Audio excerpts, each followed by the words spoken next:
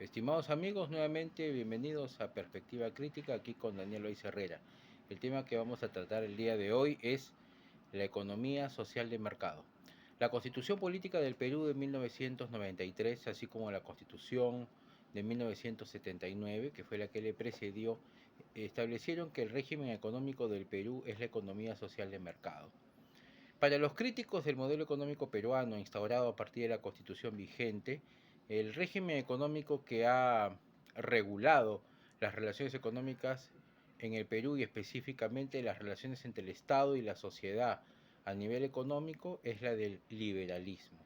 Incluso lo han llamado neoliberalismo. Sus críticos consideran que lo que está en el Perú vigente en estos momentos es una economía neoliberal.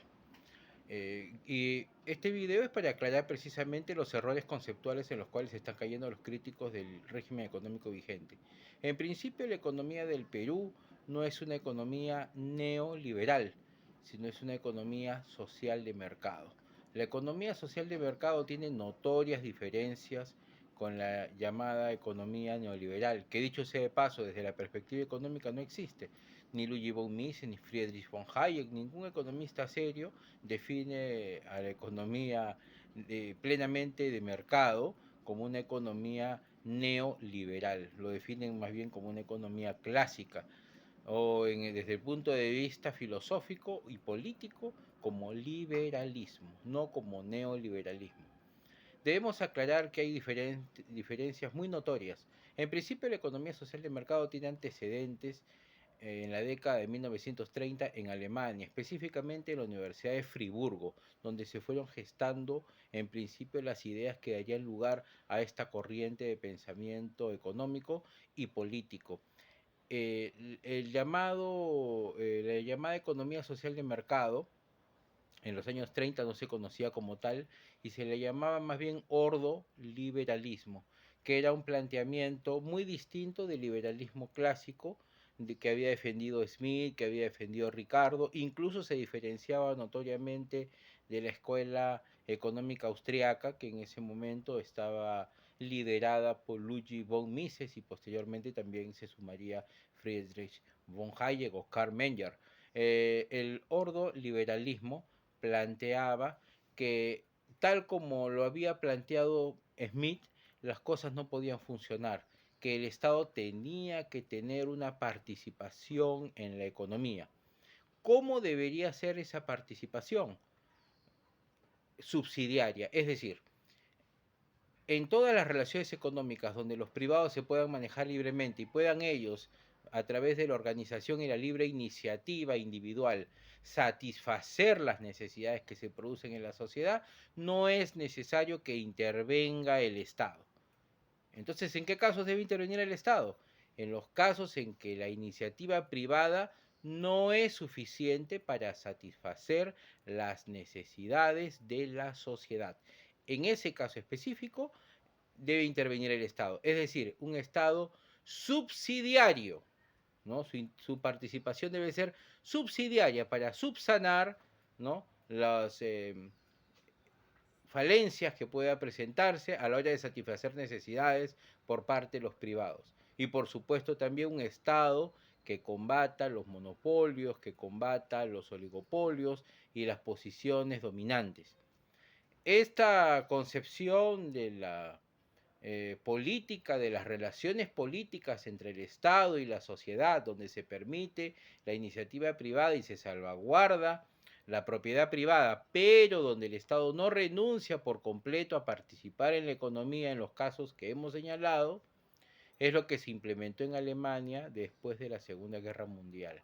Específicamente los social cristianos, ¿no? Conducidos, liderados por el canciller Konrad Adenauer y Erhard, el ministro que manejó la economía de la República Federal Alemana luego de la Segunda Guerra Mundial, son los que van a plasmar en la práctica esta nueva concepción de la política, este nuevo régimen que se llamó economía social de mercado, que se ensambla dentro de una concepción política que es la de el Estado social democrático de derecho, el Estado social democrático de derecho, que es el sistema político que regula el Perú desde su formulación constitucional. Es decir, un Estado que se centre en la satisfacción de las necesidades sociales y que no lo deje todo al libre mercado. ¿En el Perú todo se ha dejado al libre mercado? No.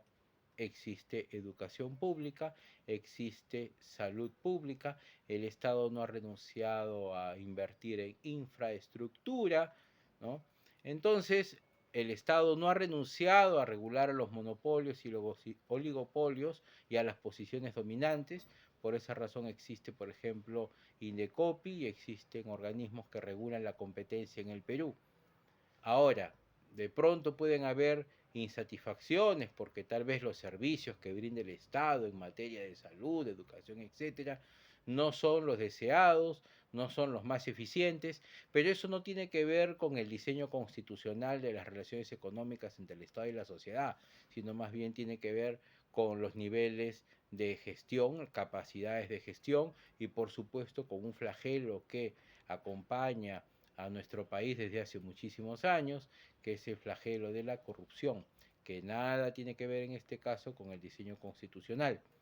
Entonces, y a manera de resumen, diremos que no hay que confundir la economía social de mercado con lo que los críticos le han venido a llamar modelo neoliberal. Ese modelo neoliberal ciertamente no existe y no se ha implementado en el Perú con esta constitución vigente.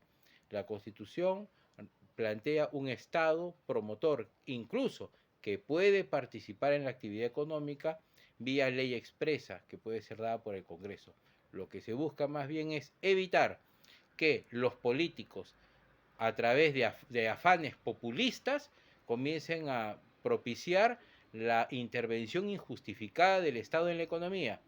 ¿Cuándo hay una intervención injustificada? Cuando los privados pueden solucionar a través de la libre iniciativa las necesidades sociales, no hay ninguna razón para que el Estado intervenga.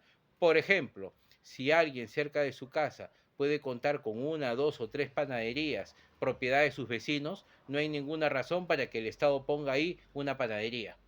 Si por la casa donde uno vive pasan diferentes medios de transporte privados, buses, cúster, etcétera, no hay ninguna razón para que el Estado cree una empresa de transporte que pase por la misma zona porque no va a satisfacer ninguna necesidad.